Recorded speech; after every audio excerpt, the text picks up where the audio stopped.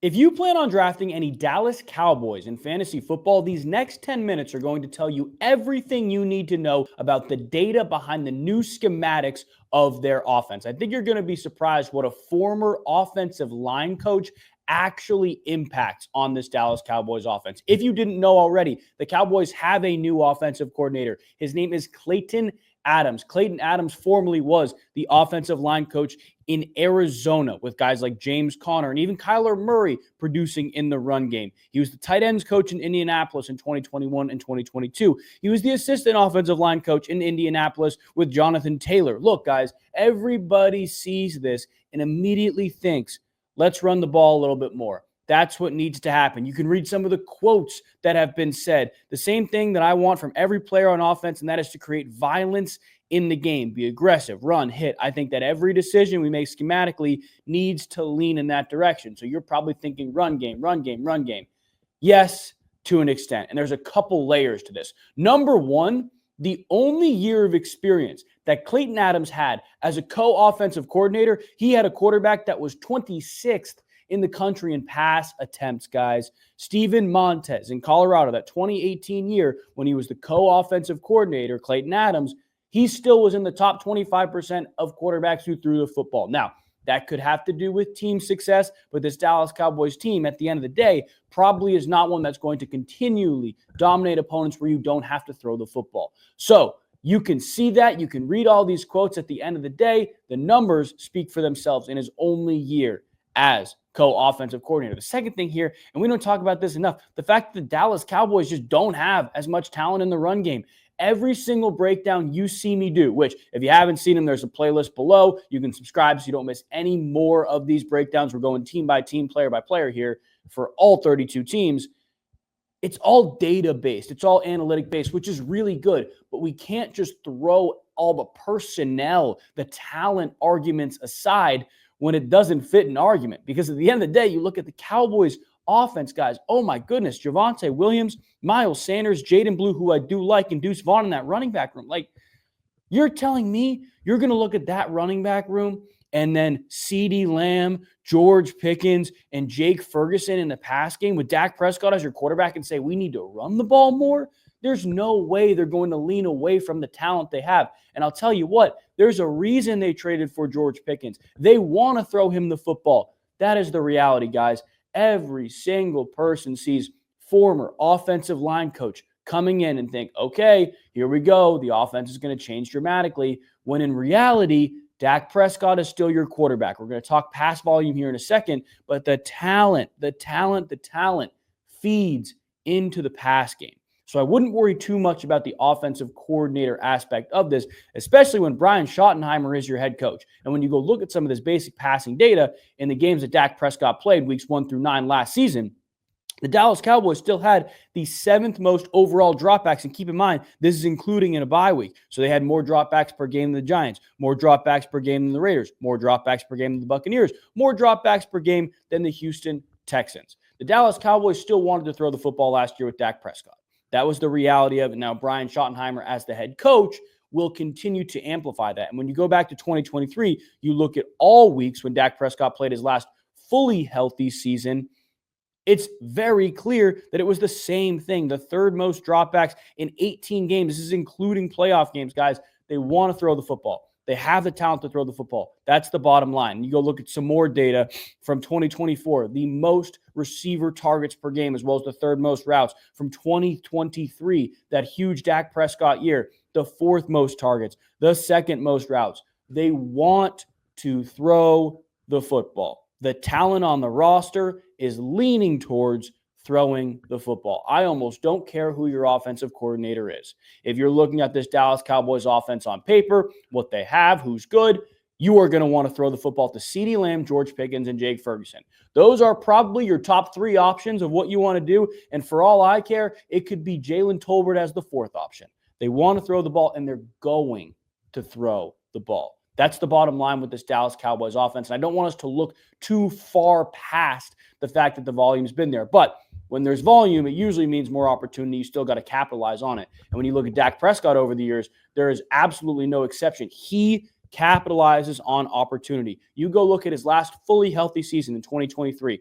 the only quarterbacks that led him in fantasy points per game outside of one single game by Carson Wentz in Week 18 were Josh Allen, Jalen Hurts, and Lamar Jackson. Look at this, guys. Then it's Dak Prescott. Then it's Dak Prescott at 19.9 fantasy points per game. We can go back to 2022. You look at what Dak Prescott did in terms of fantasy points per game. Let's get this ad off here. In terms of fantasy points per game, you look at Dak Prescott right here at 16.6 with multiple single game players ahead of him. And that was a down year. That's okay. It happens. You go look at 2021, though. What did Dak Prescott do in response to those 2 years prior? Let's take a look. Dak Prescott, in terms of fantasy points per game, top 10 at 19.7. You go look at 2020. Dak Prescott, fantasy points per game. This was a smaller sample size, but look at this.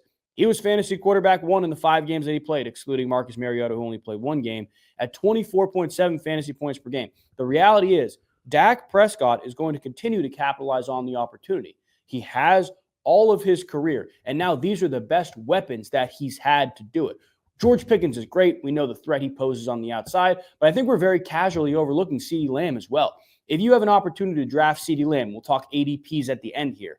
You got to do it, guys. You have to do it. In 2024, you look at fantasy points per game. CeeDee Lamb, top 10. In 2023, he was obviously the wide receiver 1 with 23.8 fantasy points per game, right above Tyreek Hill. But in 2022, this continues to date back, guys. In 2022, where he finally had a front row seat in this offense, he was still top 10, 17.7 fantasy points per game.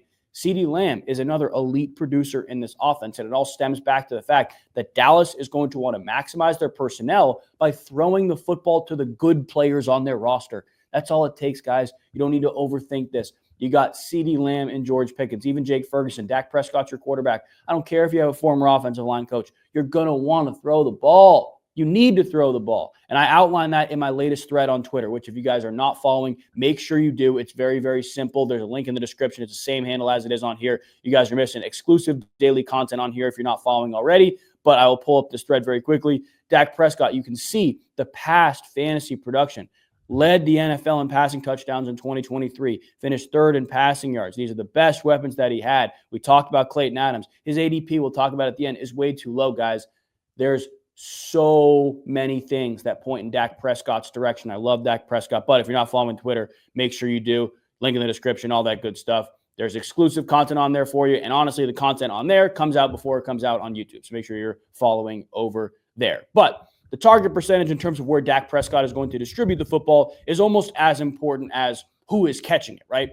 Last season, he was 29th in the NFL, and only 34.5% of his targets going out wide. You think, why? How does that make any sense if you have CeeDee Lamb? CeeDee Lamb ran the majority of his routes from the slot, and he threw the slot at the 4th highest rate. Tight ends and running backs kind of back and forth here, but in 2023, his quarterback 4 finish, he was very, very similar in what he did and what he threw the ball, where he threw the ball in the slot. 5th highest rate, 36.4%, and out wide, 28th highest rate. Now, here's my thing. This is where the gray area comes in with personnel versus just talking about analytics in fantasy football. You can see those numbers saying he barely throws the ball out wide and worry about George Pickens. Here's the reality. He hasn't had anybody like George Pickens on the outside, really, since Amari Cooper left a few years ago.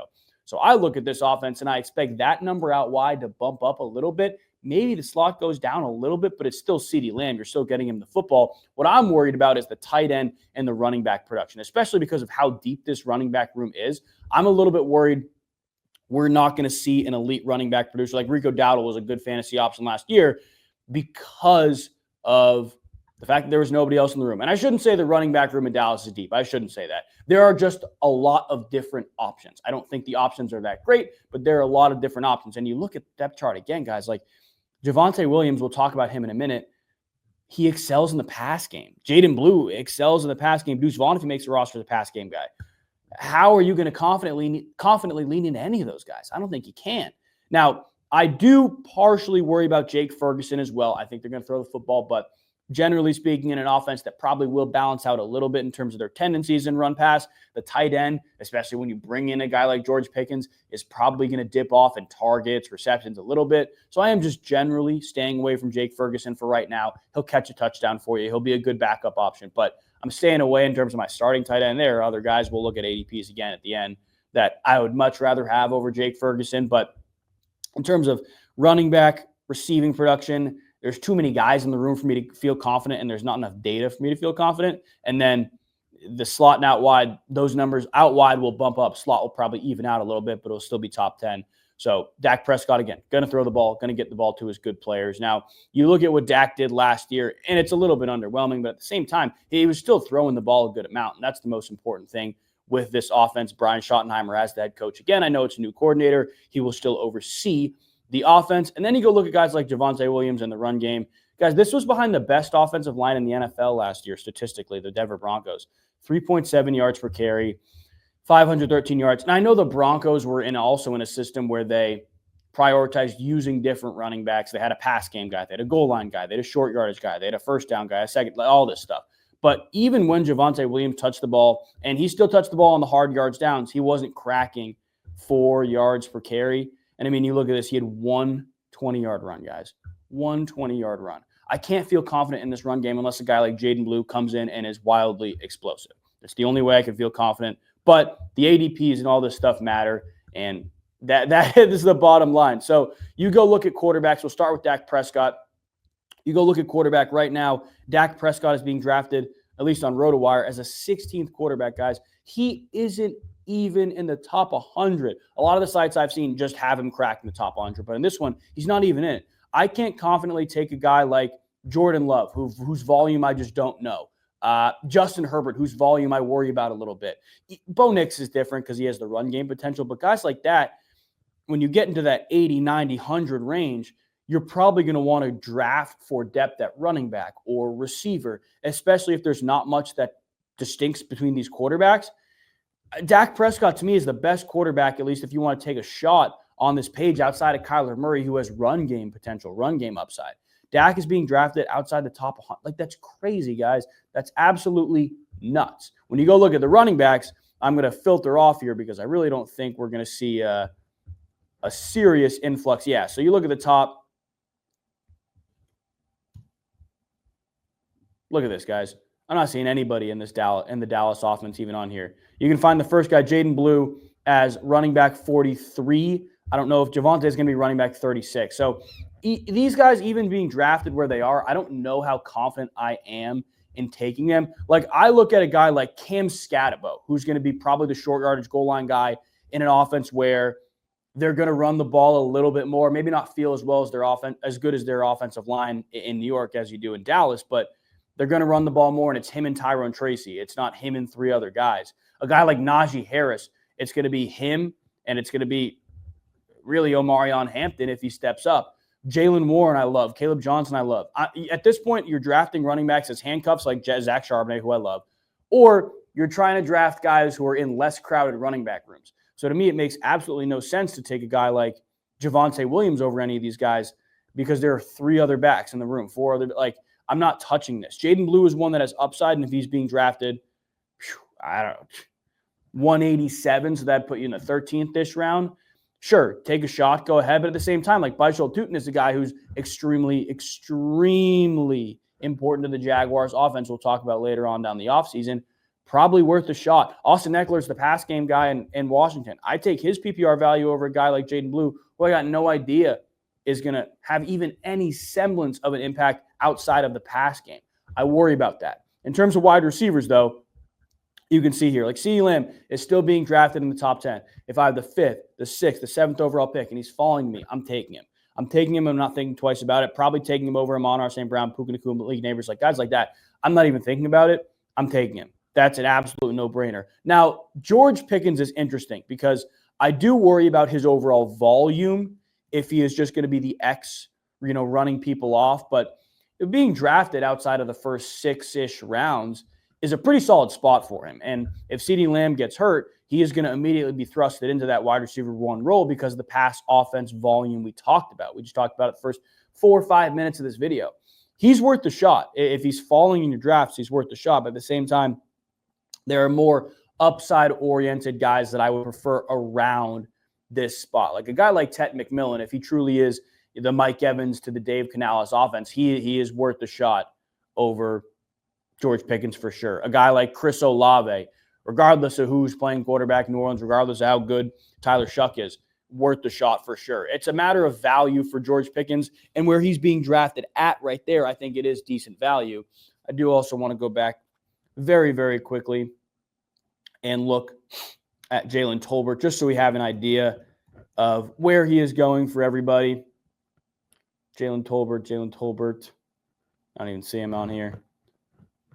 Jalen Tolbert, I may have passed him, but regardless, like, he's not in the top 50. I don't even know if he's in the top 100. I messed this up. Yeah, regardless with Jalen Tolbert, guys, like, if you're going to draft him, it's a handcuff play. That's the bottom line. You already got to have CeeDee Lamb or George Pickens on your roster. That's the bottom line. Probably not worth a pick in the first, maybe even in the draft. I'm not going to lie to you guys. Now, Dallas tight ends, Jake Ferguson. This is one where I'm a little curious because, again, tight ends you wait for. And if he's being drafted as the tight end 15, he's obviously not going to be your starter.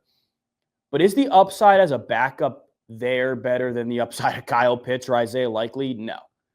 There's no way. Even Zach Ertz, there's no way. So I think if you're waiting for a backup tight end, keep waiting past Jake Ferguson. There's nothing in terms of volume or past trends that really make me believe in his upside as a backup over a Kyle Pitts and Isaiah Likely, Zach Ertz, I don't know, even a Brenton Strange, who's going to have a bigger role in Jacksonville this year. It's probably not worth it. Again, he's being drafted as a tight end 15. He's not going to be your starter.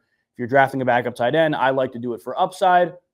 Take, again, Pitts, Likely. Those are more upside-oriented guys, even a guy like Brenton Strange. But that is exactly what you need to know for the Dallas Cowboys offense as you walk into your fantasy drafts. If you enjoyed this video, please do leave a like. Leave any comments you have about your fantasy teams, your fantasy drafts, and I will be able to get to them. I appreciate you guys watching. Subscribe if you're not already, and God bless.